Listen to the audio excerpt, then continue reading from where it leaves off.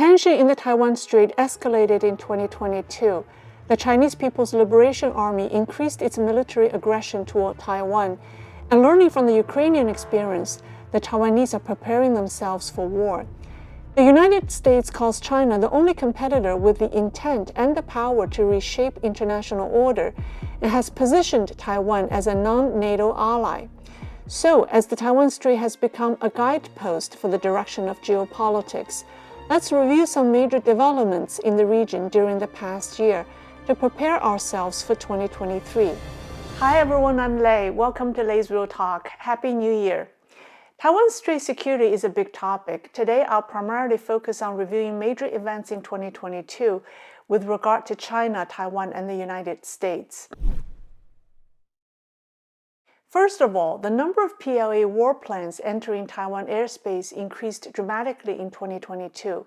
According to Taiwan's Ministry of National Defense, since Chinese military aircraft first intruded into Taiwan's air defense zone in March 2019, the number of PLA aircraft increased from about 10 in that year to 380 in 2020 and 958 in 2021.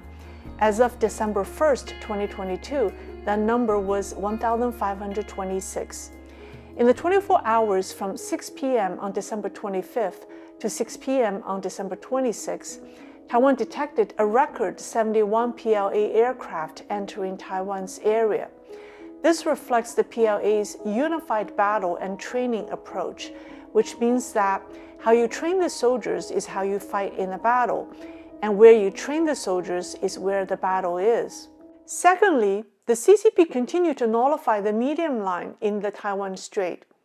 On September 21, 2020, Chinese Foreign Ministry spokesman Wang Wenbin said for the first time that there is no such thing as a central line in the strait. On May 26, 2022, Wu Qian, a spokesman for China's Ministry of National Defense, denied the existence of a Taiwan Strait central line. Taiwan's Air Defense Zone Violation Tracking Database shows that before July 2022, Chinese military aircraft flew over the central line 23 times. But during August, the month of Nancy Pelosi's visit to Taiwan, the number of PLA flights that crossed the central line was as high as 300. The Taiwan Strait, which is approximately 70 nautical miles at its narrowest point and 220 nautical miles at its widest point, is an international strait under international law. Under the spirit of the freedom of the high seas, all nations are free to pass through the strait. But on June 14th, Wang Wenbin said that China has sovereign rights over the Taiwan Strait on the pretext that there is no such thing as international waters, according to the international law of the sea.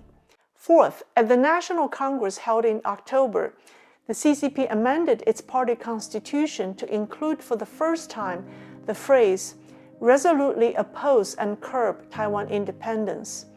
And the Party Congress report states that it will not commit to abandoning the use of force and will retain the option of taking all necessary measures to resolve the Taiwan issue. This may be the CCP's strategy of forcing peace through the threat of war by heating up the tension in the strait. Russia's invasion of Ukraine was a wake-up call for Taiwan. As the saying goes, today's Ukraine is Taiwan's tomorrow. Both the Taiwanese government and civilians are getting prepared. Voice of America reported in June that the number of Taiwanese men getting military or wartime training through private training companies has increased 2 to 4 times since February, and the number of Taiwanese women seeking training has nearly tripled. In addition to exploring air raid shelters and compiling maps of places of refuge, many young people have participated in tactical shooting and combat simulation courses. They also seek battlefield first aid and survival training in order to improve their ability for self-defense. On August 5th, the day after the PLA's real-fire military exercises targeting Taiwan, Taiwanese billionaire Cao Xinchen made a donation worth $100 million to help individuals and groups obtain national defense education and encourage research and activities to counter the mainland's aggression.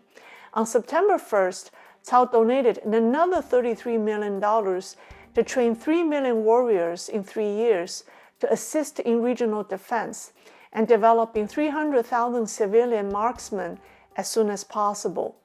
At the same time, the Taiwanese government increased its 2023 defense budget by 15% over the 2022 budget. On December 27th, at the Strengthening the National Defense Force Restructuring Program press conference, Taiwanese President Tsai Ing-wen announced extending compulsory military service from 4 months to 1 year starting in 2024. After 1990, the previous administrations from both parties, the DPP and KMT, reduced the length of compulsory military service for Taiwanese men from 2 years to 4 months. But now, with the increased cross-strait tensions and the risk of war, Tsai's government has increased the length of the service, although she said that it was a very difficult decision to make. Taiwan must actively prepare for war in order to avoid war.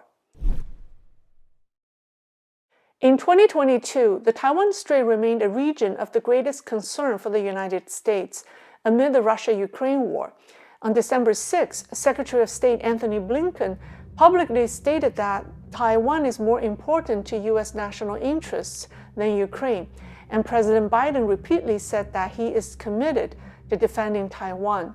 Before the CCP's 20th National Congress on October 13th, the White House released the National Security Strategy 2022, stating that the People's Republic of China harbors the intention and, increasingly, the capacity to reshape the international order in favor of one that tilts the global playing field to its benefit.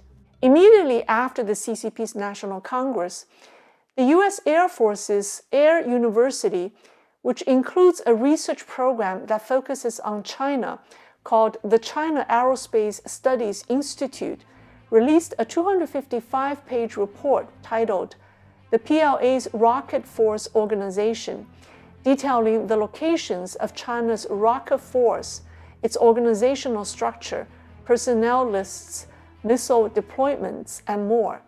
Experts say that the timing of the report's release is a warning to the CCP that the U.S. has a good grasp of the PLA's establishments.